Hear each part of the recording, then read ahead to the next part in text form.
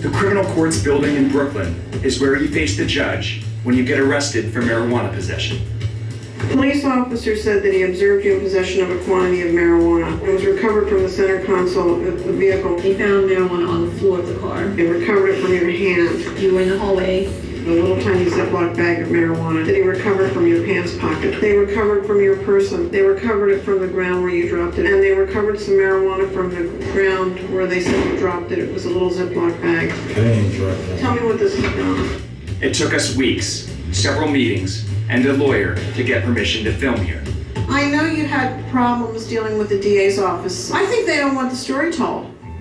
The story, says legal aid lawyer Ellen Sachs, is about overburdened courts, prosecutors, and defense lawyers, all dealing with cases that should have never gotten here. Our first day in court, 57 of the 126 cases on the docket were for tiny amounts of marijuana. I see all these stupid cases, these kids get arrested for marijuana. I see more bad searches now, I think, than I've ever seen before. Why did the police officer stop your friend's car? No reason. They just pulled us over. Searched me, found the bag of weed. They're not supposed to search you, but they searched you anyway?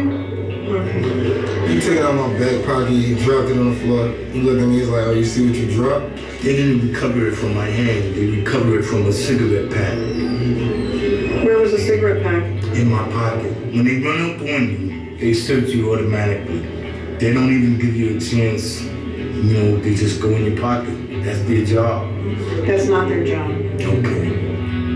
Police aren't supposed to reach into people's pockets to look for drugs, and they can't legally force people to empty their pockets. But if story after story after story is to be believed, they do it all the time.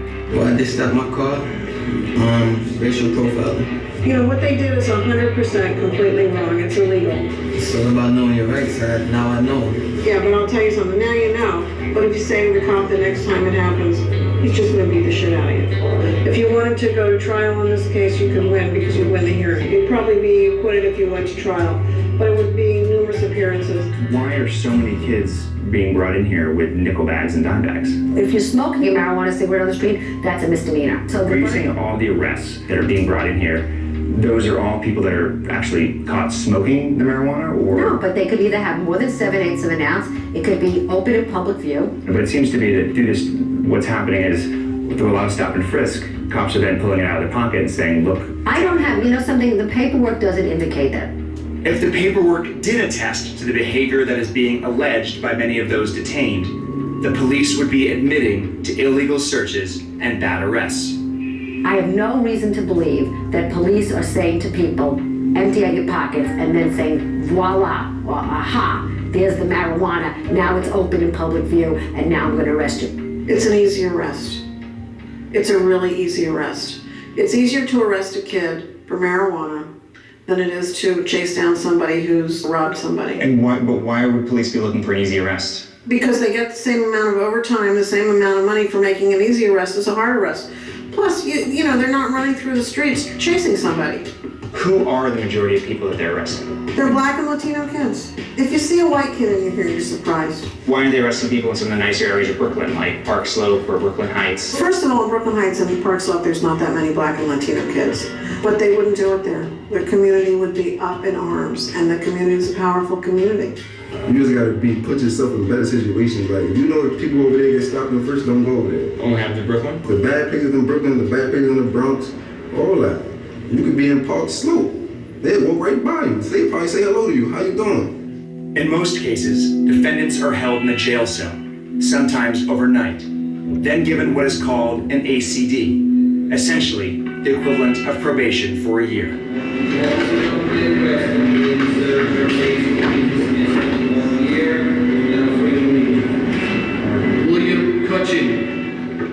Some would say, look, this is the law. You know, the cops are breaking the law too by just going into people's pockets and searching them for no reason. And why are they doing that? Like, why are It's just numbers, and nobody has stopped them. The DA's office is complicit in this because they know these are bad arrests. They're bad searches, and they continue to prosecute the cases anyway. I think it's scandalous.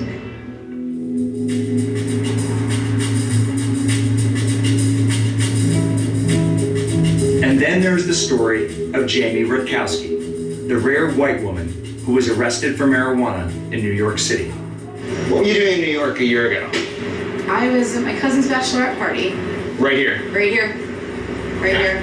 Then what happened? I don't remember how it came up, but we had decided to go outside and smoke a joint. You didn't know about New York's strict marijuana laws? No idea. We got to probably about here, and this is about where it happened, right around here. Okay. There was a big crowd of people, so he must have squeezed through them and grabbed me, and we started fighting to get him off me because I didn't know who it was. What were you thinking when that happened? What was going through your head?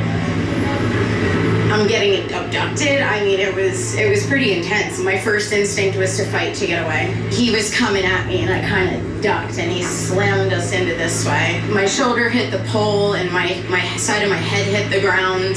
Passerbys actually started calling 911 and then a police car finally came up, and when the police car came up, he pulled out the badge and said, "Police, you know, you're under arrest." Jamie and her friend were handcuffed, stuffed into a car, and hauled to the 7th Precinct. They brought us in and they put us in a cell and they started booking us and fingerprinting and all that. And then I really started not feeling well. When I'm under stress, my sugar goes high and it just starts going up. Jamie is a type 1 diabetic. If she doesn't get her insulin and get the right amount, she can die. According to Jamie, police refused to give her her diabetic kit. Then, pleading with the police, she says things got worse. I'm really not feeling well, I need to check my sugar. Oh, well, we have to call an ambulance. It was like 4 hours before they actually called an ambulance. Jamie says that by the time the ambulance arrived, her condition had become quite serious. Was it like going into diabetic shock? It was getting to that point, yeah. I started getting the symptoms and it was getting there. So they had decided that I had to go to the hospital. They handcuffed me behind my back and they shackled my feet. Under a police escort, the paramedics took her to the emergency room, where she was chained to a hospital bed and slowly brought out of the danger zone. Then it was back in the ambulance, back with the leg irons, and back to the cell. But the long ordeal was not over. The next stop for Jamie, still shackled, was Central Booking, about 20 blocks further downtown. I was rebooked. I was fingerprinted and photographed and all that. Finally, I was taken into court and I was still handcuffed and shackled. I was called up in front of the judge and they said, "Oh, it's ACD," and that was it.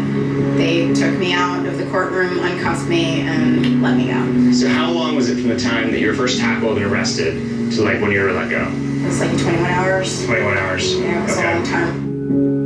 Jamie Rutkowski sued the city of New York, and the city settled for $125,000. So you could have actually died this night.